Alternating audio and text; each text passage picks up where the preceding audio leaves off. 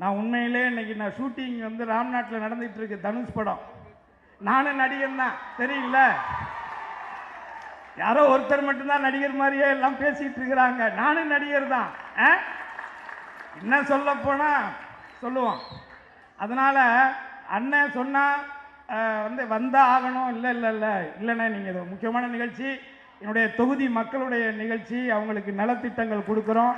அடுத்து நம்ம உதயா அவர்களுடைய பிறந்த நாளுக்கான ஒரு நிகழ்ச்சி, அதனால் நீங்கள் கட்டாயம் கலந்துக்கணும்னு சொன்னார். அதுக்காக வந்த எனக்கு தான், ஏன்னா 600 கிலோமீட்டர் வரணும் காரில், உங்களுக்கு தெரியும் தானே. ஸோ இன்றைக்கி முடிச்சுட்டு நைட்டு போகலாம்னா 8 மணிக்கு தான் ஃப்ளைட்டு, நிச்சயமாக பிடிக்க முடியாது. அதனால் காலையில் 6:10க்கு ஃப்ளைட்.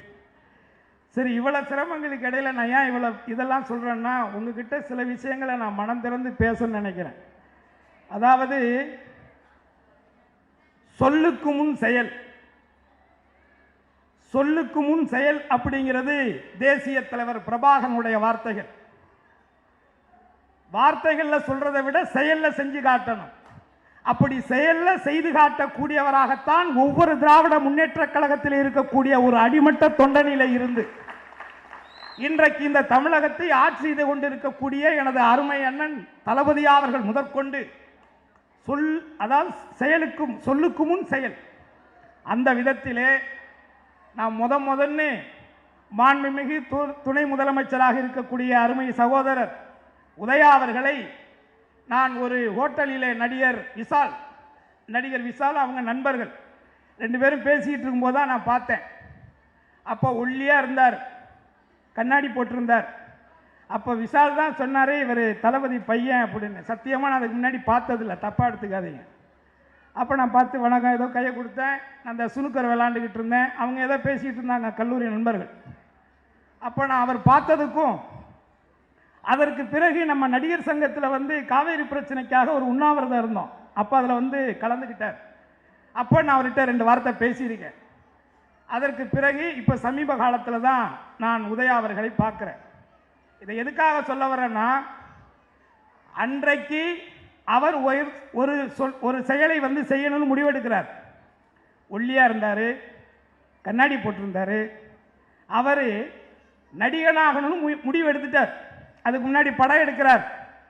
இன்னும் சொல்கிறேன், இன்னைக்கு ஒரு நடிகர் இருக்கார்ல, அந்த நடிகருக்கு பெரிய சம்பளத்தை கொடுத்து அவருடைய சம்பளத்தை உயர்த்தினதே இதே ரெட் ஜெயண்ட் கம்பெனி தான். அதையும் மறந்துடக்கூடாது யாரும். என்ன அப்போ ஒருவர் அவர் ஒன்றும் புதுசாக நடிக்க வரல. தளபதி அண்ணன் தளபதி அவர்கள் எத்தனையோ திரைப்படங்கள் தொலைக்காட்சி தொடர் நடிச்சிருக்கிறாங்க. அதற்கு முன்பாக தமிழ் சினிமாவையே உலக அளவில் தலைநிமிர வைத்த ஒரு கதாசிரியராக, ஒரு எழுத்தாளராக, பாடலாசிரியராக முத்தமிழறிஞர் கலைஞர் அவர்கள். அவருடைய பேரை நடிக்கிறதுல ஒன்று நம்ம ஆச்சரியப்பட வேண்டிய அவசியம் இல்லை. ஆனால் இதில் என்ன தெரிஞ்சுக்கணும்னா, இன்னைக்கு இருக்கக்கூடிய நடிகர்கள்லாம் ஒரு 6-7 படம் உப்மா படமாக நடிச்சுட்டு அதுக்கப்புறம் தான் ஒரு நல்ல படமே நடிக்க ஆரம்பித்தாங்க. ஆனால் முதல் படத்திலேயே ஓகேயா ஒரு படம் நாம இருக்கா, முதல் படத்திலேயே மிகப்பெரிய ஒரு வெற்றி படத்தை கொடுத்தவர் தான் உதயநிதி ஸ்டாலின் அவர்கள். அப்படிங்கிறதை நீங்கள் மனசில் நினச்சிக்கணும். ஆக நான் வந்து இதே சட்டமன்றத்தில் நான் வந்து சட்டமன்ற உறுப்பினராக இருந்த பொழுது, அன்றைய எதிர்க்கட்சியாக இதே திராவிட முன்னேற்ற கழகம் இருந்த பொழுது, அன்றைக்கு தளபதியார் அவர்கள் நடத்திய அந்த இளைஞர் படையை தனது அடுத்த கட்டமாக உதயநிதி அவர்களிடத்திலே அந்த பொறுப்பை கொடுக்குறாங்க. அப்போ அதை செயல்படுத்துறதுக்கு அவர் ஊராக போகும் பொழுது, அன்றைக்கு இருந்த அந்த அரசு, அனைத்து இந்திய அண்ணா திராவிட முன்னேற்ற கழகத்தினுடைய அன்றைய எடப்பாடியினுடைய அரசு அதற்கு எத்தனை தடைகளை போட்டார்கள் என்பது எனக்கு தெரியும். அப்போ கூட நான் சொன்னேன், அவருக்கு வாழ்த்து சொல்லலாம் நினைச்சேன். என்னதான் இருந்தாலும் ஒரு பெரிய கட்சியினுடைய மிகப்பெரிய ஒரு இயக்கத்தினுடைய ஒரு இளைஞரணி தலைவராக பொறுப்பேற்றிருக்காரு, அவரை பார்த்து வாழ்த்து அதெல்லாம் செய்யக்கூடாது, அதெல்லாம் போகக்கூடாது, ரெட்டையில ஜெயிச்சிருக்கிறீன்னு என்னை மிரட்டிட்டாங்க, சொல்லி பயமுறுத்திட்டாங்க. ஆனால் இன்று வரை அந்த வருத்தம் எனக்கு இருக்கு. இன்றைக்கு ஒட்டுமொத்தமாக அந்த பொறுப்பை ஏற்றதிலே இருந்து இந்த ஏடிஎம்க்கு அன்றைக்கு அவர்கள் தடைகள், அத்தனை தடைகளை போட்டிருந்தாலும் கூட அந்த தடைகளை எல்லாம் தகர்த்தெறிந்து ஒற்றை செங்கலை எடுத்து ஒட்டுமொத்த உலகத்தையே உற்று பார்க்க வைத்தவர் தான் இந்த உதயநிதி ஸ்டாலின் அவர்கள். ஒரு சினிமா நிறுவனம் துவங்குகிறார், அதை லாபகரமாக இன்று வரைக்கும் நடத்தி கொண்டிருக்கிறார். அதை அடுத்து அவருடைய அடுத்த பொறுப்பை இன்னொருத்தர்கிட்ட கொடுக்கிறார். அதே மாதிரி ஒரு நடிகராக, அதாவது திண்டுக்கல் சாரதி படத்தில் ஒரு டயலாக் ஒன்று இருக்கும். என் பொண்டாட்டிக்கிட்டே யார்கிட்டே நான் சொல்லுவேன், என்ன அஜித்து அஜித்துங்கிற, என்னை விட கொஞ்சம் கலரா இருக்கார் அவ்வளவுதானே, இல்ல என்ன அஜித்து அஜித்து என்னை விட கொஞ்சம் கலரு அவ்வளவுதானே. அதே மாதிரிதான் என்ன நடிகர் நடிகர் எங்காலும் நடிகர் தான், என்ன இவரை விட கொஞ்சம் நல்லா டான்ஸ் ஆடுவேன் அவ்வளவுதான், வேற ஒன்றும் பெருசாலாம் இல்லை. அப்படித்தான் நான் எடுத்துக்கணும். உங்களுடைய நடிப்பு எல்லாருக்கும் தெரியும், எங்களுக்கும் தெரியும், எல்லாருக்குமே தெரியும். உதயா அவர்களுடைய நடிப்பும் மிக சிறந்த நடிகராக சில படங்களில் மகேந்திரன் அவரும் சேர்ந்த படத்துல மிக அற்புதமான ஒரு நடிப்பை வெளிப்படுத்தி இருப்பார். ஆக அவர் இன்றைக்கு மக்களுக்கான பணியை மேற்கொண்ட காரணத்தினாலேதான் அதிலிருந்து விடுபட்டிருக்கார். நீங்க 100 படம் நடிச்சு நம்ம எடுக்கிற பேரை வெறும் ஒரு 10-12 படம், கடைசியாக அவர் நடிச்சாரு மாமன்னன் திரைப்படம். அந்த மாமன்னன் திரைப்படத்தில் ஒடுக்கப்பட்ட நசுக்கப்பட்ட மக்களுக்கான ஒரு குரலாக, குரலற்ற மனிதனுடைய குரலாகத்தான் அந்த கதாபாத்திரத்தை அவர் ஏற்று நடிச்சிருக்கிறார். ஆக சினிமா படங்களிலே கூட மக்களுக்கான பணியை செய்யக்கூடிய, மக்களுக்கான பணியாளர்களாக உருவாகக்கூடிய எண்ணங்களை அடுத்த தலைமுறைக்கு விதைக்கணும் நினைச்சு வேலை செய்யக்கூடியவராகத்தான் மாண்புமிகு துணை முதலமைச்சர் அவர்கள், அருமை சகோதரர் உதயா அவர்கள் இருக்கிறார் என்பதை நான் உங்ககிட்ட சொல்லிக்கிறேன். அதாவது என்னுடைய தெய்வ திருமணார் ஒன்று சொல்லுவார், வீரமற்ற விவேகம் கோழைத்தனம், வீரமற்ற விவேகம் கோழைத்தனம், விவேகமற்ற வீரம் முரட்டுத்தனம் சொல்லுவார். ஆனால் அருமை சகோதரர் உதயா அவர்கள் வேகமும் வீரமும் வேகமும் விவேகமும் வேகம் எந்த செயலை செய்தாலும் அதை எடுத்து முடிக்கக்கூடிய ஒரு ஒரு ஒரு உறுதியாக ஒரு செயல்பாட்டினை நடத்தக்கூடியவராகத்தான் செயல்படுறார். இப்போ திடீர்னு வந்து டெப்டி சிஎம் பத்தி நம்ம இவ்வளவு புகழ்ந்து பேசுறோம், ஏதாவது ஒரு காக்கா அதெல்லாம் கிடையாது. நான் சந்தித்த முதல் தலைவர், அரசியல் தலைவர்னா அது வந்து தளபதியார் தான். நான் இது கவிக்கு தெரியும், நம்ம ஆர்ட்சி காலேஜில் நாங்கெல்லாம் நிகழ்ச்சி நடத்தியிருக்கிறோம். அன்னைக்கு பார்த்தோம் செக்க செவேர்னு அந்த சுருட்ட முடியல வெள்ளை சொல்லையுமா கலை அந்த அனுபவத்திலிருந்து கிளம்பி நாங்கள் கூட்டிகிட்டு போனதெல்லாம் இன்னும் எங்களுக்கு ஞாபகம் இருக்கு.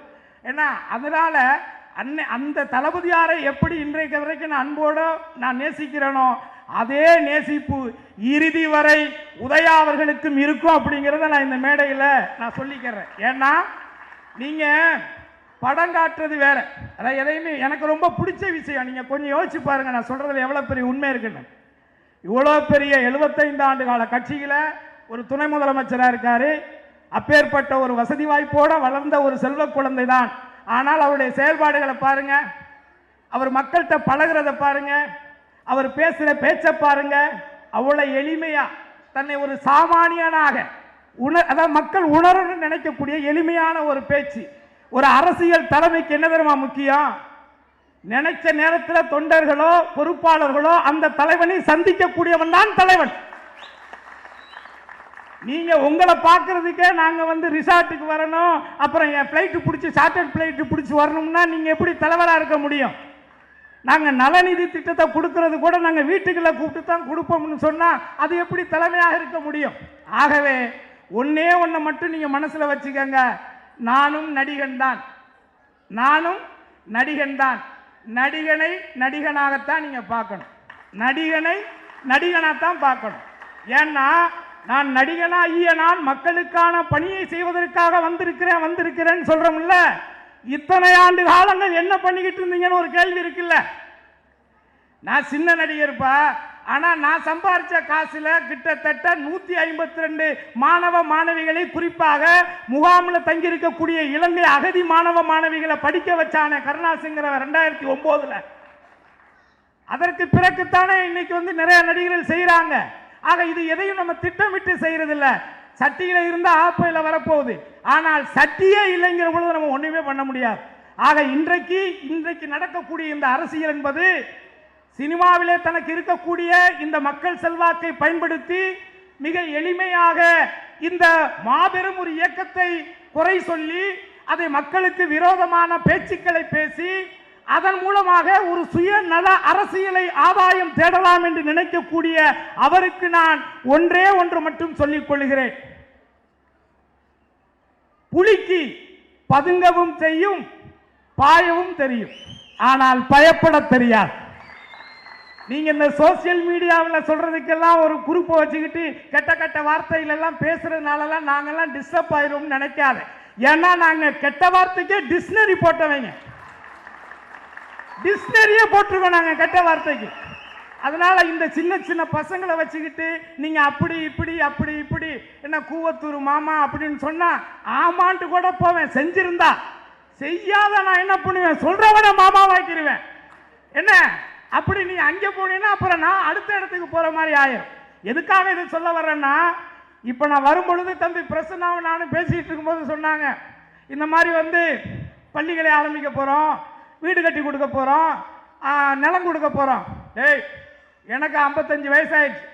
1970 முத்தமிழறிஞர் கலைஞர் அவர்கள் இந்தியாவிலேயே பள்ளி கல்லூரிகளை உருவாக்கியதிலிருந்து நிலம் இல்லாத விவசாயிகளுக்கு சொந்தமாக நிலம் கொடுத்து இப்படி பல நினைச்சே நீ பார்க்க முடியாது. நீங்க இல்ல, இந்தியாவிலே முடியாதுங்கிற, இந்தியாவிலே அவரை தாண்டிய ஒரு அரசியல் சித்தாந்தத்தை, அரசியல் சிந்தனையை, மக்களுக்கான எதிர்கால திட்டங்களை தீட்டக்கூடிய ஒரு செயல் வீரர் நீ பார்க்கவே முடியாது. 55 வருஷம் கழிச்சு இப்போ வந்து புதுசா நாங்க வந்தால் வீடு கட்டி, நாங்க தான் மொத்தமா கட்டி கொடுத்துட்டோமே, இன்னும் கொஞ்சோண்டு தான் இருக்கு, இன்னும் கொஞ்சம் தான் இருக்கு. அதாவது வீடு கூட முன்னாடி எல்லாம் ஆம்பளை ஆளுங்க பேர்ல கொடுத்தாங்க. இப்ப அவன் அங்கங்க ஏதாவது பண்ணி கடனை உடனே வாங்கி இது பண்ணிடலான்னு சொல்லிட்டு அதுலயும் தளபதி இப்ப என்ன பண்ணிட்டாரு, வீடெல்லாம் நேரம் இனிமே பெண்கள் பேர்ல தான் ரிஜிஸ்ட்ரேஷன், அவன் புருஷன் பேர்ல கிடையாதுன்ட்டார். ஆக இன்றைக்கு நம்ம வந்து இதுக்காக இல்லை, அதான் நம்ம அதாவது என்ன சொல்றேன்ல, திட்டங்கள்னா நினைச்சே நீங்க பார்க்க முடியாது. ஒவ்வொரு நாள் அதாவது இந்தியாவுக்கே முன்னோடியான ஒரு தமிழகத்தினுடைய முதலமைச்சராக மாண்புமிகு தளபதியார் இருக்கிறாருங்கிறது பெருமைக்காகவோ இல்லை உங்ககிட்ட கைதட்டு வாங்கணுங்கிறதுக்காக இல்லை. இதை எங்க வேணாலும் தேவைப்பட்டால் ஐநா சபையிலே சென்று கூட திராவிட இயக்கத்தினுடைய செயல் திட்டங்களை செயல்படுத்தக்கூடிய எனது அருமை அண்ணன் தளபதியார் அவர்களுடைய புகழை நான் பேசுகிறேன். ட்ரெண்ட ஃப்ரெண்ட் ஆக்கிக்கோங்க. தந்தி டிவியின் சப்ஸ்கிரைபர்ஸ் அண்ட் ஃபாலோவர்ஸ் குடும்பத்துல நீங்களும் இணையுங்க.